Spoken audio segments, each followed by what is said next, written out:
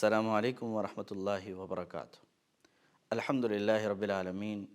والصلاة والسلام علی اشرف الانبیاء والمرسلین، اما بعد۔ ناظرین کرام، کئی لوگ سوال کرتے ہیں، پوچھتے ہیں کہ ہمارے اوپر قرض کا بوجھ ہے، بیماریوں کا بوجھ ہے، مصیبتوں تکلیفوں کا بوجھ ہے، اور کئی لوگ پوچھتے ہیں کہ ہم امتحان میں اچھے نمبر لینا چاہتے ہیں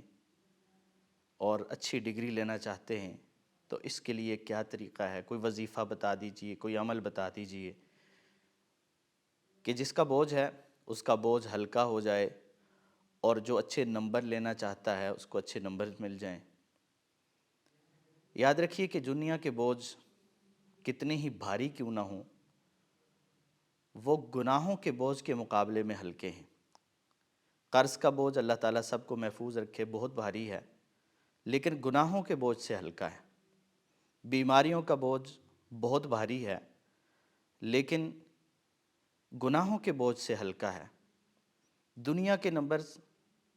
بہت اعلیٰ ہو سکتے ہیں، لیکن اللہ کے ہاں جو انسان قرب حاصل کر لیتا ہے، درجات کی بلندی مل جاتی ہے جس انسان کو، تو وہ عظیم انسان ہے۔ یہ دونوں چیزیں کس عمل کی بنیاد پہ انسان کو ملتی ہیں؟ نبی کریم صلی اللہ علیہ وسلم کا ایک فرمان جس میں ان دونوں چیزوں کا ذکر ہے، اور 3 ایسے اعمال بتائے گئے ہیں۔ صحیح مسلم کی روایت ہے، سیدنا ابو ہریرہ رضی اللہ تعالی عنہ بیان کرتے ہیں کہ نبی کریم صلی اللہ علیہ وسلم نے فرمایا، الا ادلکم علی ما یمحو اللہ بہ الخطایا ویرفع بہ الدرجات۔ لوگو، کیا میں تمہیں ایسا عمل نہ بتاؤں کہ جس کی وجہ سے اللہ تعالیٰ گناہوں کو مٹا دیتے ہیں، گناہوں کے بوجھ کو ہلکا کر دیتے ہیں، اور درجات کی بلندی مل جاتی ہے، اللہ رب العالمین درجات کو بلند فرما دیتے ہیں۔ وہ گناہ کہ جو انسان کو راحت اور سکون سے محروم کر دیتے ہیں، جو انسان کے دل پہ زنگ کا سبب بن جاتے ہیں، ان گناہوں کا بوجھ ایسا ہے کہ جب یہ بوجھ ہوتا ہے تو انسان کو نہ سکون ملتا ہے، نہ کہیں راحت میسر آتی ہے۔ اطمینان کی تلاش میں کبھی وہ پیسے کے پیچھے بھاگتا ہے، کبھی شہرت کے پیچھے بھاگتا ہے، کبھی بڑے بڑے لوگوں کے ساتھ تعلقات کے پیچھے بھاگتا ہے، کبھی وہ نشے میں لگ جاتا ہے، اور کبھی دنیا سے بے رغبت ہو کے وہ اپنی الگ سے ہی دنیا بسا لیتا ہے، لیکن پھر بھی اس کو سکون میسر نہیں آتا، کیونکہ اس کے اوپر گناہوں کا بوجھ ہے۔ تو گناہوں کے بوجھ کو دور کرنے کے لیے اللہ کے رسول نے صحابہ سے پوچھا کہ تمہیں ایسا عمل بتاؤں؟ تو صحابہ نے عرض کی، بلہ یا رسول اللہ، کیوں نہیں اللہ کے رسول، ضرور بتائیے۔ آپ صلی اللہ علیہ وسلم نے 3 کام بیان کیے۔ یہ تینوں کام وہ ہیں جس سے گناہوں کا بوجھ ہلکا ہوتا ہے اور انسان اللہ رب العالمین کا قرب حاصل کر لیتا ہے اور درجات کی بلندی میسر آتی ہے۔ ان میں سے پہلا عمل آپ صلی اللہ علیہ وسلم نے فرمایا، اسباغ الوضوء علی المکارہ۔ جب جی نہ چاہتا ہو، دل نہ چاہتا ہو کہ ٹھنڈے پانی کو سردی کی شدت میں یا گرم پانی کو گرمی کی شدت میں اپنے جسم کے ساتھ لگائے اور اس کے جسم کے ساتھ ایسا پانی لگے، لیکن پھر بھی وہ اللہ کی رضا پہ راضی ہوتے ہوئے، اللہ رب العالمین کے حکم کی تعمیل کرتے ہوئے وہ وضو کرتا ہے، اور صرف وضو نہیں کرتا، اسباغ الوضو، مکمل وضو کرتا ہے، اچھے طریقے سے اہتمام کے ساتھ وضو کرتا ہے، تو یہ عمل بھی ایسا ہے کہ جس سے انسان کے گناہ معاف ہوتے ہیں، گناہوں کا بوجھ ہلکا ہوتا ہے، اور درجات کی بلندی انسان کو ملتی ہے۔ دوسرا عمل آپ صلی اللہ علیہ وسلم نے فرمایا کہ وہ عمل ہے وَكَثْرَةُ الْخُطَىٰ إِلَى الْمَسَاجِدِ۔ جو بندہ کثرت سے مسجد جاتا ہے، بار بار مساجد کی طرف جاتا ہے، اس کا دل مسجد میں لگا ہوا ہے،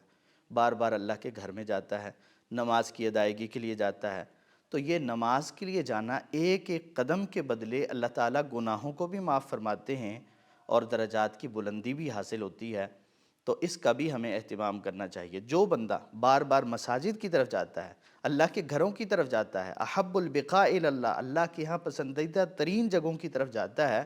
تو ویسے آتا جاتا ہی نہیں ہے، بلکہ ایک ایک قدم کے بدلے آتے ہوئے بھی اور جاتے ہوئے بھی اس کو اجر و ثواب بھی ملتا ہے، اور گناہوں کا بوجھ بھی ہلکا ہوتا چلا جاتا ہے۔ اور تیسرا عمل آپ صلی اللہ علیہ وسلم نے یہ بیان فرمایا ہے کہ وانتظار الصلاۃ بعد الصلاۃ، ایک نماز پڑھ لی ہے اس کے بعد دوسری نماز کا انتظار ہے۔ ایک نماز کے بعد جو شخص دوسری نماز کا انتظار کرتا رہتا ہے، اگر مسجد میں بیٹھ کر انتظار کرتا ہے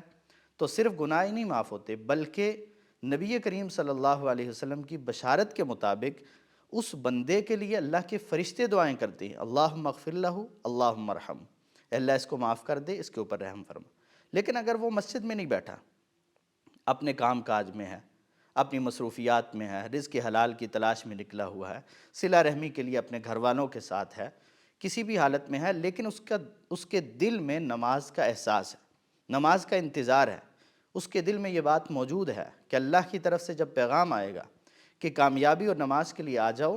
تو میں اللہ کے در پہ حاضر ہو جاؤں گا اور اللہ کے گھر میں چلا جاؤں گا، جا کے نماز پڑھوں گا۔ جو بندہ نماز کا انتظار کرتا رہتا ہے، ایک نماز ادا کر لی، دوسری نماز کا دل میں احساس اور انتظار موجود ہے،